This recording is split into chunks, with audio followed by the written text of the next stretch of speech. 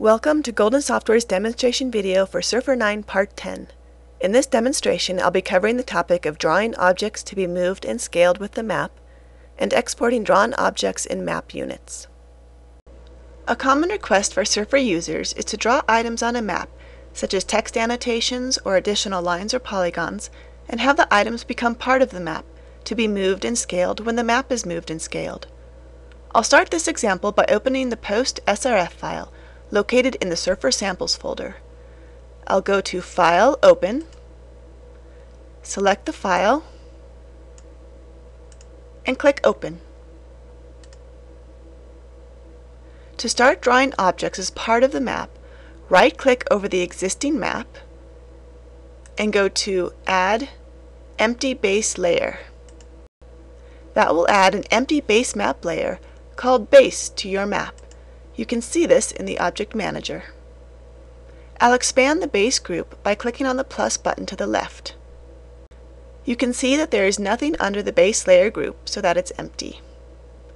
To start adding items to this base layer group, right-click over Base and go to Enter Group.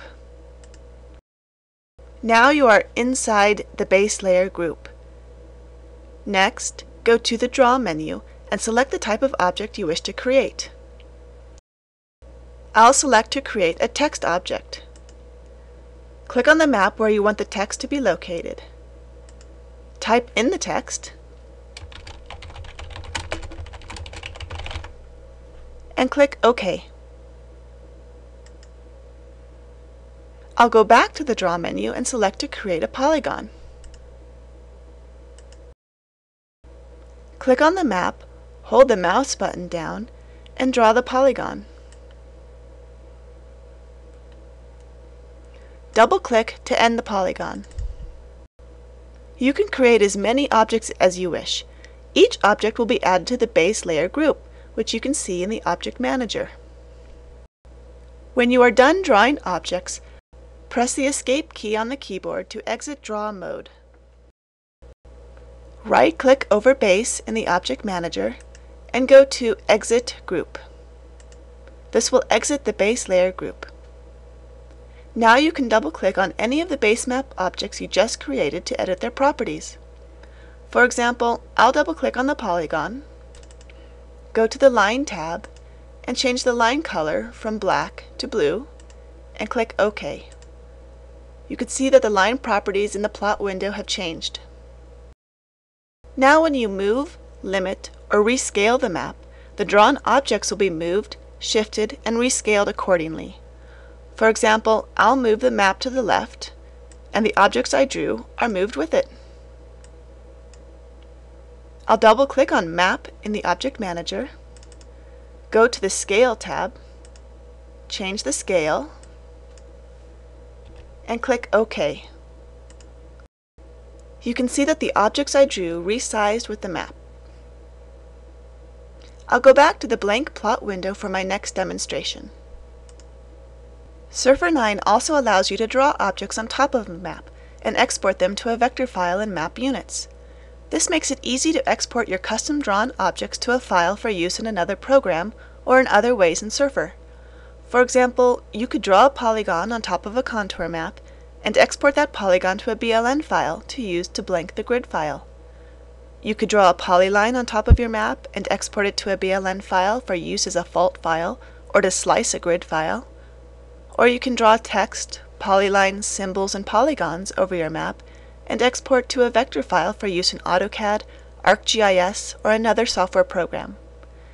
In this example, I'll draw a polygon representing a fictitious field area over a contour map, and then export it to a BLN file. My first step is to create the contour map.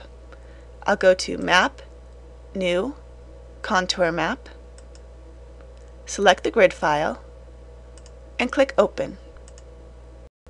Right-click over the Contours layer in the Object Manager, and go to Add Empty Base Layer. That will add an empty base map layer called Base to your map. You can see that there are no objects in this base layer by clicking on the plus button to expand the group. There is nothing to expand, it is empty. To start adding objects to this empty base map layer, right-click over the layer in the Object Manager and go to Enter Group. You are now inside the base layer group. You can start adding objects to the base map. To draw the field area, go to Draw, Polygon. Hold the mouse button down and draw the polygon over the map. When you are finished, double-click to close the polygon. Now the base layer group has one polygon object in it, which you can see in the Object Manager. Press the Escape key on the keyboard to exit drawing mode. You can add more objects if you wish, but if that's all you want to add, right-click over Base in the Object Manager and go to Exit Group. So we can see the polygon a little better over the contour map, I'll change its properties. Double-click on the polygon to edit the properties. I'll go to the Fill tab, change the foreground color to blue, and I'll change the opacity to about 50%. The opacity controls the amount of transparency for the object. An opacity of 50% means to make the color 50% transparent. I'll click OK and the changes are applied. Now that the polygon is created and added to the base layer, we can export it to a new file. Uncheck the checkboxes to the left of the 4 axes and any other map layers, like the contours layer. This will make them invisible in the plot window so that only the drawn polygon remains. Go to File, Export. In the Export dialog box, choose a location to save the file. I'll save the file back to the Surfer 9 Samples folder. Give the file a name and choose a format to save the file in.